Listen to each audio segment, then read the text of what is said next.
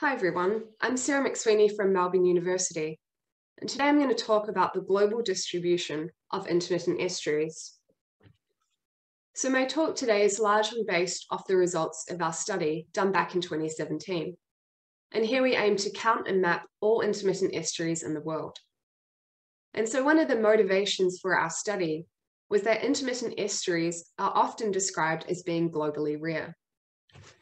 But our findings show that this is not necessarily the case. And today we're going to look at some different examples of intermittent estuaries from around the world, and then look at the drivers for their distribution. So our study aimed to address three main research questions. Firstly, how common are intermittent estuaries and how many of them are there in the world? Secondly, what boundary conditions drive their distribution? And lastly, what thresholds in marine and fluvial conditions drive their formation? So in answering our first big broad question, how many intermittent systems are there in the world? We found there to be a minimum of 1,477 intermittent estuaries globally. And I say this is a minimum because we relied on aerial imagery. And so we're kind of constrained by the frequency of aerial images. And we estimate there to be 53,618 estuaries in the world. And I'll get into how we calculated that number in a sec. But that means that out of all the estuaries in the world, about 3% intermittently close. And you can see again their global distribution presented in this map. We found them to be present on every continent in the world apart from Antarctica. And in terms of their breakdown by country, intermittent estuaries are most common in Mexico, Australia, and South Africa, followed closely by South America, here in red. So how exactly did we come up with the total global number of estuaries and intermittent systems? To count the intermittent estuaries in the world, we used a combination of literature mining and analysis of aerial imagery from different virtual globes. So using the imagery, we kind of did this the hard way. We manually went through the photo record and looked if entrances of estuaries had closed during the time record of images. And so we classified intermittent estuaries in kind of a simple way. Basically, if they'd closed at some point during the photo record and then been open in other images, we recognize them as being intermittent systems. And we aim to keep that simple so we could apply it everywhere around the world, and also so we could capture some of the smaller systems, which are often omitted. To calculate the total number of estuaries in the world, we used a flow accumulation model. And so any flow accumulation greater to or equal to 10 kilometers squared that intersected with the sea was classified as an estuary. And then in answering our next question, what processes or conditions drive the global distribution of these estuaries? We used three big broad data sets: the climate type, spring tidal range, and the ocean wave climate. And we compared the values of those globally to our distribution map of intermittent systems. So first, looking at what marine conditions drive their distribution, we found intermittent estuaries to be most common on microtidal settings.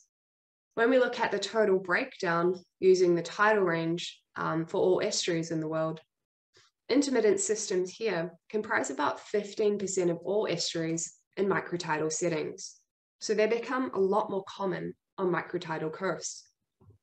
But we also found them on mesotidal coasts as well. And we mapped a minimum of 192 systems on mesotidal settings. And we also found intermittent estuaries to be most common on wave-dominated coasts, but that wasn't always the case. In terms of the climate conditions, intermittent estuaries were most common in warm temperate climates. In fact, 84% of all these systems were found in those settings. We also found quite a few in semi-arid climates as well. And so we attribute those climate conditions as being important because they both have some period of low fluvial discharge and rainfall. So in thinking about the drivers of entrance condition in estuaries. For intermittent systems, it's all about the relative energy balance between tides, waves, and river flow. So we need to have some period of low river flow to enable the entrance to close. And temperate and semi-arid climates have this both seasonally and interannually. So I now just want to talk about a few interesting cases around the world. And these sites were interesting to me because they push kind of the known boundary conditions or where we would expect to find intermittent systems. So the first example is that we found some even in upper mesotidal settings. And a good example is the southeast coast of Argentina here. So in that setting, we are kind of looking to think about why might we find intermittent systems here? And we attribute that mainly to hydrological variability. So the climate here is quite dry on average. We have a rain shadow occurring from the Andes Mountains. But we also have seasonal snowmelt. So maybe that potentially increases the amount of flow to the coast during certain times of the year. So hydrological variability here could be important. We also still have moderate to high wave energy. And we also thought that local sediment supply might be a factor too. So we have eroding coasts that might provide pulses of sediment that could be delivered to the estuary mouth. Another setting where we found intermittent systems that was quite surprising were in bayments and sheltered marine settings. So we wouldn't expect usually to find intermittent systems here because there's quite low wave energy and it's kind of more sheltered compared to the open coast.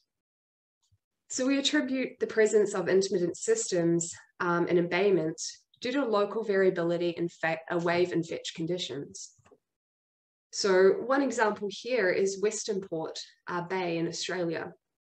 So this pink dot here is where we found an intermittent system, which is Merrick's Creek.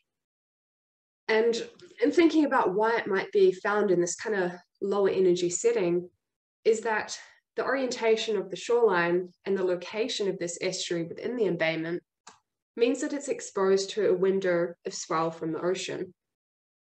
So in this bottom picture here, this is the open coast down the bottom. And so high energy waves are able to propagate through this entrance and influence that system.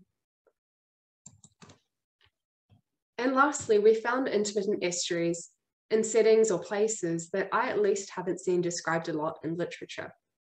And a few examples are Russia, Taiwan, and Madagascar.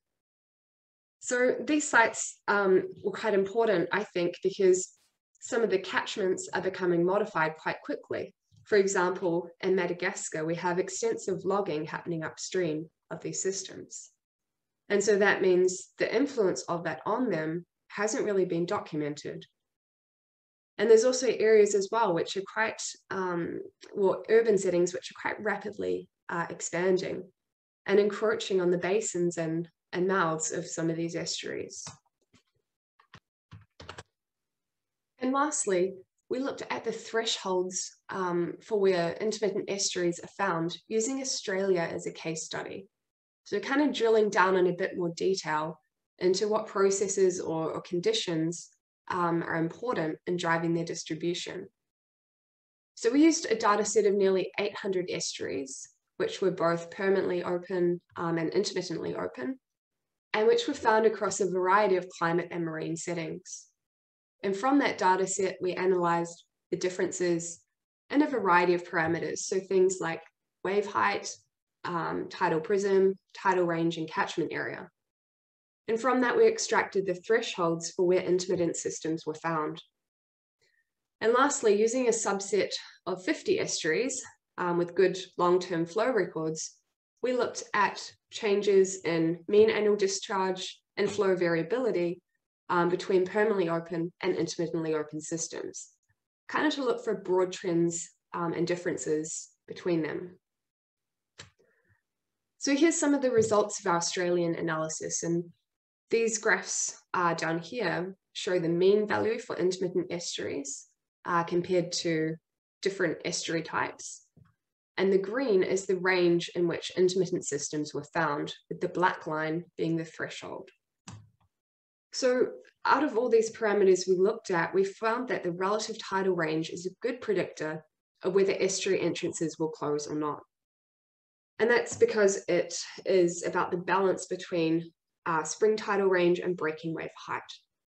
So we found that when the relative tidal range goes above 3.21, we didn't see any intermittent systems. Estuaries all tend to become permanently open. And in terms of the discharge, we found that intermittent estuaries overall had much lower mean annual discharges than permanently open systems. They also had more variable flow regimes and lower specific discharge. So a specific discharge is discharge divided by catchment area. And lastly, why is this study important? Well, we show for the first time that intermittent estuaries are actually more common around the world than previously thought, and they're especially common in microtidal settings. We've created an inventory of sites which we can use to compare to other data sets, so things like climate change variables or catchment land use or population growth. We can take our Australian thresholds and test them in different locations to see if these are representative globally or if they vary between sites and locations. And lastly, the global distribution of intermittent estuaries is almost certain to change in the future due to things like climate change, the impacts of people, and sea level rise.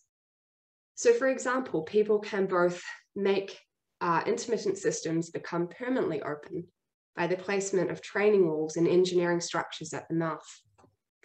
And we also have the potential to make once permanently open systems intermittently close. A good example of that is the Murray River mouth in Australia, which is Australia's largest river. This closed for the first time in 1981, as you can see here. And this is largely due to the impacts of people taking up too much water from the catchment. Thank you.